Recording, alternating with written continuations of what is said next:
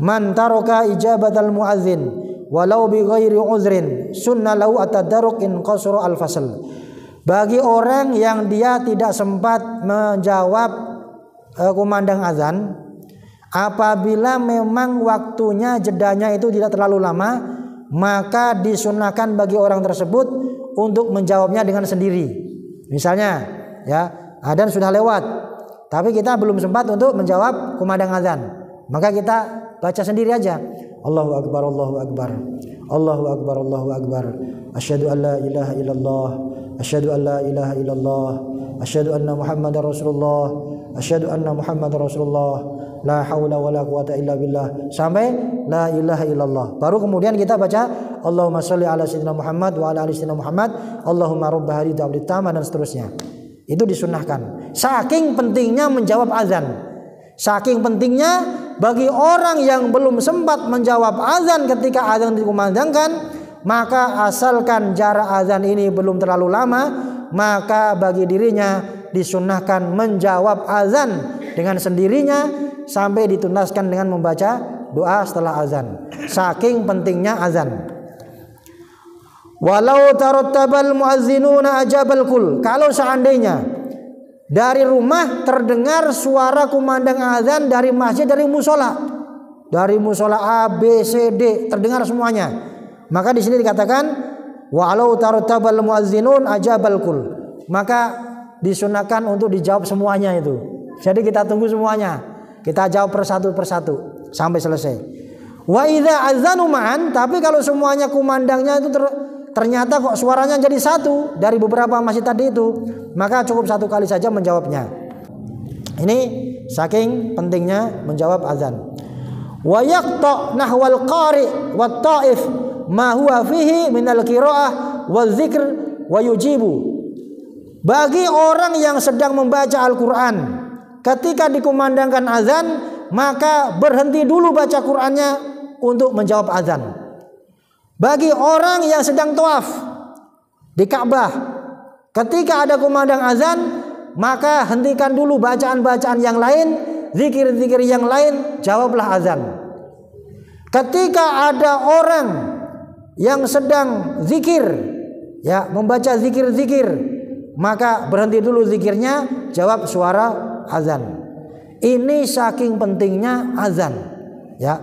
Termasuk juga ketika misalnya kita sedang ngajar, ada suara azan masuk misalnya, maka kita berhenti terlebih dahulu, kemudian kita jawab suara azan. Karena orang yang baca Al-Quran saja ketika ada kumandang azan itu disuruh untuk berhenti untuk menjawab azan dulu. Ya, ini saking pentingnya azan. Nah, ini sekarang ada pahala yang luar biasa disampaikan Rasulullah bagi orang yang menjawab azan. Rawa at-Tabrani an Maimunah anna Rasulullah sallallahu alaihi wasallam qama baina shafir rijal wan nisa. Satu ketika Rasulullah sallallahu alaihi wasallam mau mengimami salat jamaah laki-laki dan perempuan.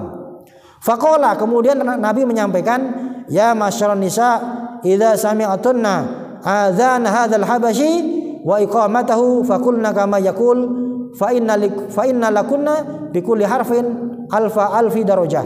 Kata Rasulullah ketika beliau berada di tengah-tengah jamaah laki-laki dan perempuan, di tengah-tengah para sahabat, beliau menyampaikan, wahai perempuan, ya masyarun nisa idza sami'tunna azan hadzal habashi, kalau kalian mendengarkan azannya Bilal wa iqamatahu, dan qamatnya, faqulna kama yaqul, maka ucapkanlah sebagaimana apa yang diucapkan oleh Bilal, oleh muadzin tadi itu.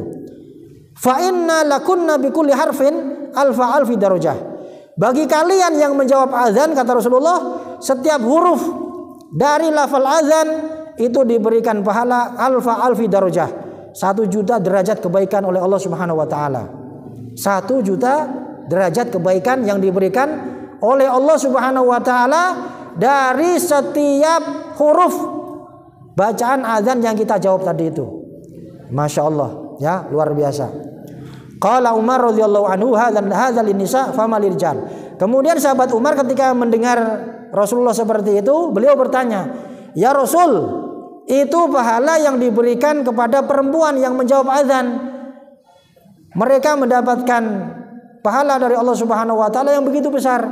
Terus bagaimana kalau laki-laki ya Rasul? Qala dhi'fani ya Umar, kata Rasulullah, laki-laki yang menjawab azan pahalanya dilipat gandakan oleh Allah Subhanahu wa taala. Ya, ini kata Rasulullah sallallahu alaihi wasallam.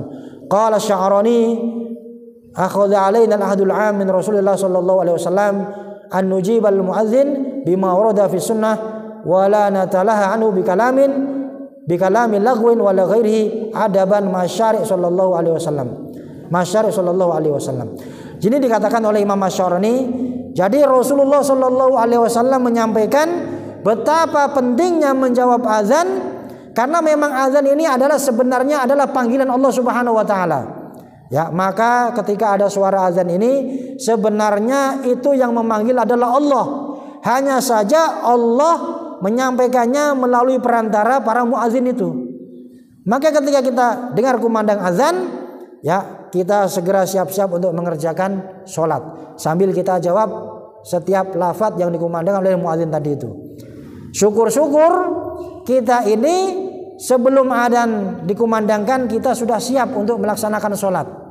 Ya, itu yang lebih baik lagi. Maka ada seorang ulama yang dia mengatakan bahwasanya beliau ini selalu melakukan persiapan sholat sebelum dikumandangkan azan. Maka ketika ada yang bertanya, ya Syekh, kenapa Anda kok selalu bersiap mengerjakan sholat walaupun azan belum dikumandangkan? Maka jawabnya apa?